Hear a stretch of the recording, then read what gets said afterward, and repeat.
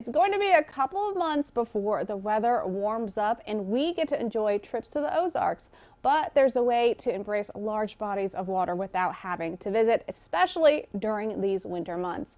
National Geographic has an awesome new book that covers the deepest of oceans that we need to tell you about. Joining us now to tell us more is renowned oceanographer Dr. Sylvia Earle. Dr. Earle, thank you for joining us here on Great Day KC. How are you?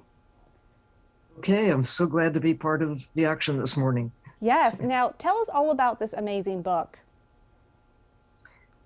Well, the book reflects not only my lifetime of diving in and exploring the ocean, but really telling the stories as seen by dozens of other explorers, visionaries, individuals who have been at the front edge of understanding what we know and what we don't know about the ocean. What we do know is that the ocean really keeps us alive. The ocean shapes climate and weather Right. and holds most of not only Earth's water, but most of life on Earth is out there, Right. down there. And this book tries to celebrate the view of what's out there and down there. Now, this book talks a lot about the oceans, like health. Now, we're here in the Midwest, and many of us don't go to the ocean much because it's not nearby us. But are we still, what we do and how we live, does that still affect the ocean and its health, even though it's not near us? Absolutely. I think that's one of the big discoveries of the 20th century and now into the 21st, that we're all connected. And what happens on any part of the planet really affects all of it. It's like one big spacecraft, Earth. And we now know what we didn't know when I was a child, that the air we breathe mostly comes from life in the ocean. The phytoplankton, real green forests of organisms that capture carbon dioxide, generate oxygen, and also generate food that drives the great ocean food web. So with every breath you take, thank you, ocean. The oxygen in the air I breathe, it's mostly been generated out there in the ocean. With every drop of water that you drink, falling out of the sky, where did it come from?